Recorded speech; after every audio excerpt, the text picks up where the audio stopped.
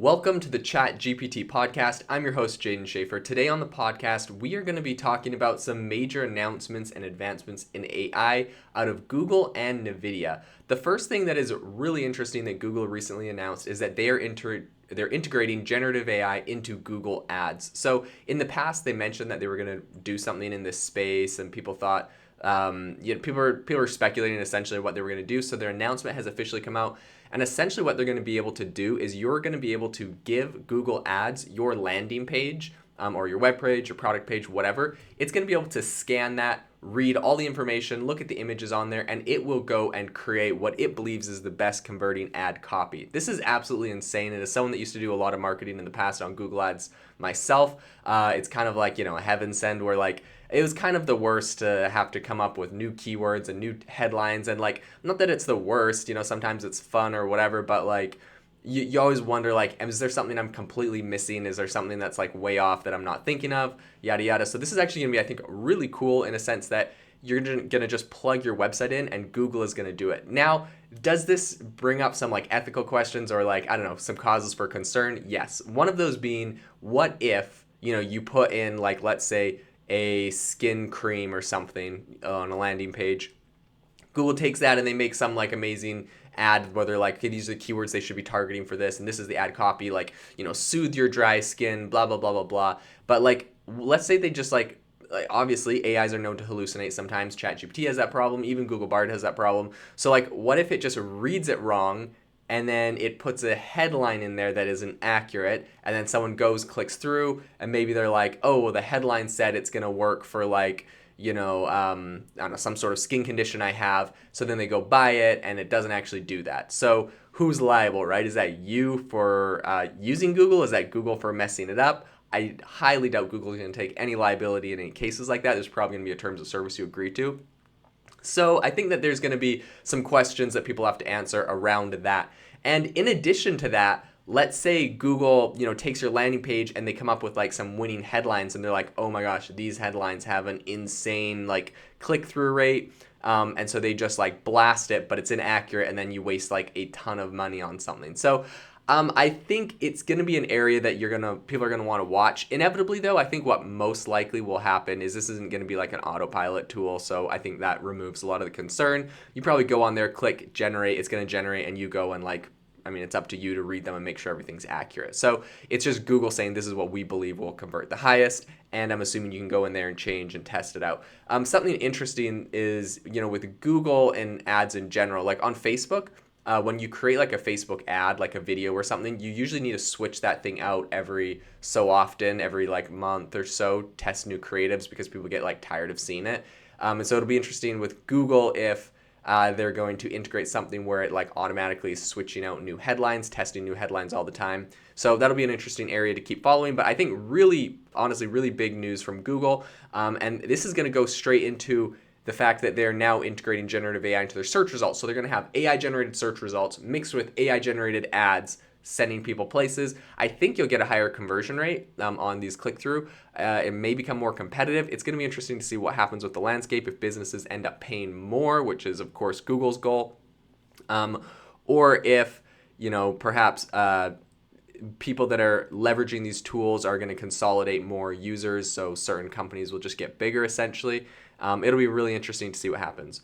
The second piece of news that I wanted to cover today is just the fact that Nividia, which is it's the US-based chip maker. They make a lot of chips that were used in crypto and a lot of chips that are used in AI and training AI specifically. And they've been touted as one of the biggest benefactors of this whole AI revolution because they were so well positioned with all of their chips that they have. Now, of course, just recently we've talked about the fact that AI can crash the stock market. Someone made a fake photo of a bombing near the White House or the Pentagon, and the S&P 500 took a dive until people realized that this was fake and there was not an attack on the US Pentagon. So, of course, AI does have the ability to make stocks crash, but in the case of Nividia, it obviously also has the ability to really see some massive rallies. So Nividia just kind of updated revenue forecast that was a lot higher than Wall Street's expectations. And due to the increased demand for just all these different AI chips that you need to train AI systems like ChatGPT, Nividia says that they expect sales to reach $11 billion in the next 3 months, and that's more than 50% higher than analysts' projections. Like, that is insanity. They're expecting to go they're expecting to go to $11 billion in the next 3 months, and that's like 50% higher. So than other people predicted. So like obviously demand is absolutely skyrocketing right now. And so Wall Street's response to this is the fact that after the Nvidia made the announcement, shares of their stock price went up 27%, and the company's market value hit a record $960 billion. Nvidia is getting close to $1 trillion valuation.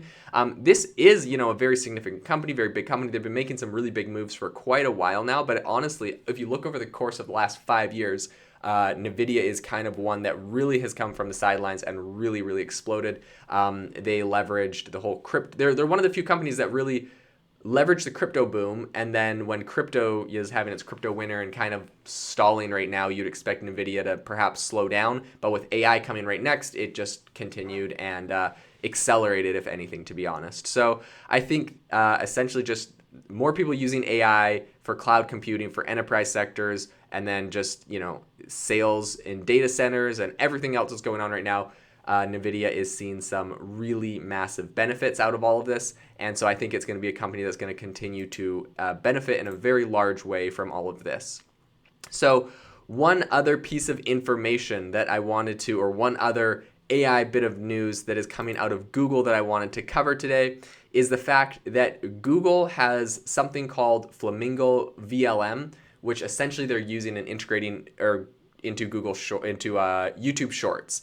And so, as you know, recently Google merged their DeepMind and Google Brain, which were kind of their two big AI companies. DeepMind was an acquired company, and Google Brain was their internal AI company. And they've kind of been operating separately, doing different things, right? There's kind of a difference between machine learning and artificial intelligence, and different companies were specializing in those, but they've smashed them together right now because they said, we need to compete with Microsoft. If you've seen in the last couple of days, Microsoft made some massive announcements to all the areas they're integrating AI, similar to what Google did recently. And so Google and Microsoft are kind of in this head-to-head battle for AI dominance. Because of that, they recently merged their DeepMind and their Google Brain into one company. They're like, we just need everyone to be on the same page, working as fast as we can to catch up to Microsoft and OpenAI.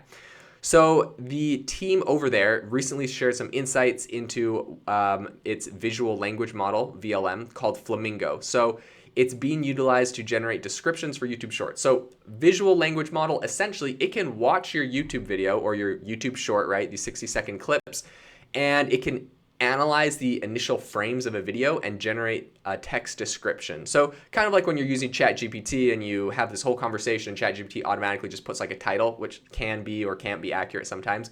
They're going to do the same thing with YouTube Shorts, where they can watch the whole video, listen to the audio, and they will decide on like the title that you can do and the description that you can add, and they'll be able to add keywords, and a whole bunch of other data. And this is something I think this is going to be a trend we see going forward in all content produced online. At some point, I'm going to take this video that's a podcast that I'm recording right now. I'm going to throw it onto a platform that's going to automatically add captions, descriptions, title, whatever. Maybe we'll A/B test 5 different titles to see which performs the best based off the content I talked about on the podcast. And I think it's going to be really hands-off for creators and consumers, where it's going to be probably a lot of machine learning and AI that's generating sort of the grunt work or other text. Now, that being said, of course, there's going to be people that want to do this themselves. A lot of people have, their own style where it's like no capital letters in my title, or, they add like special emojis, whatever. Like people will have their own vibe. I also don't think that it's, far off to think you couldn't just get an AI to learn off of, perhaps what you've done in the past and continue a trend, something like that. So it'll be interesting to see what happens there. But this is an interesting, just a little tidbit, little feature that they're adding, integrating AI into a tool. But I think it's more indicative and more, consequential for the broader landscape and what this means for content in the future. This means essentially you will upload a piece of content. Perhaps I won't even write the title for an article, or the Wall Street Journal won't write the title for the article. They'll just throw the article, all the content up there, and AI will determine what title performs the best, what description performs the best, what image performs the best for that article. And it's going to be the same thing for YouTube thumbnails and all this kind of stuff, where I believe AI can auto-generate a lot of that. Man, YouTube thumbnails, that'll be crazy. I bet you they can just look through your video, take a screenshot of you talking at some point, make a crazy thumbnail based off of what's popular on YouTube or, trends or styles you like. And if YouTube doesn't do this, somebody else will. So it's going to be interesting, and I think this is going to be a really big trend in the industry where you will no longer create, some of the categorizing content around your content. The one other thing I wanted to talk about is the fact that Opera has recently unveiled. Opera, if you don't know, it's an operating system like Google Chrome. Not operating system. It's a browser like Google Chrome or Microsoft Edge or Firefox. And they have recently unveiled Aria, which is an AI browser sidebar. So essentially, this is going to be a side panel powered by OpenAI's ChatGPT. And it's going to help you find information on the web, generate text, including code, provide support about the browser itself because it has access to the internal documents. And I think maybe most importantly is the fact that it is constantly fed new information, meaning there's not going to be a limit on the 2021 message that ChatGPT classically gives you, which is something like, are you looking, you're like, blah, blah, blah, we're not trained on any content past 2021. I wonder when they're going to just get rid of that. They're already integrating Microsoft Bing search into the free tier. So at what point do they just stop saying we're not trained on that data and just say we're live trained every day on everything everyone's searching for? And it's not going to be like, I don't know. I don't believe that will stick around for long. Now, the thing that I will say, okay, I'll give you a fun fact about that though really quick before I bash it a little bit. The thing I'll say, a fun fact, is that Aria's first task after it was created was to name itself, and it picked the name Aria. So that's cool, whatever.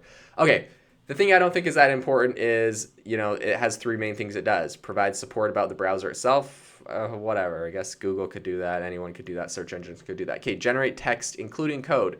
Okay, so it sounds just like a direct API to ChatGPT. Not sure what the value add there is. And then find information on the web.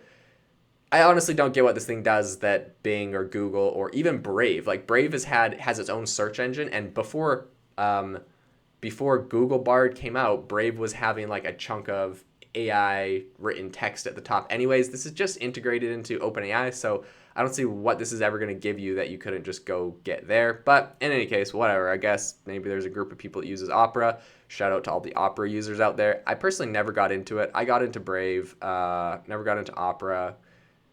Yeah, whatever. That is what it is. So in any case, some massive advancements in AI right now. This week, we are seeing some big things out of big players like Google, Nividia, and others. It's going to be interesting to follow on and see how this continues to evolve. If you loved today's podcast, I'd really appreciate it if you rate us wherever you listen to your podcasts, on Apple or Spotify or whatever. It really helps more people find out about the podcast, and it's really encouraging for me as well. As you know, I do this for free to help share great AI insights to you. In addition, if you're interested in a more collaborative experience and community, I would highly recommend check out the show notes. There's a link to our Facebook community where we talk about AI every day, what people are working on, projects, tips, tools, all that kind of stuff. So I'd love to see you there. Thanks so much for listening to the podcast, and I hope you have a wonderful rest of your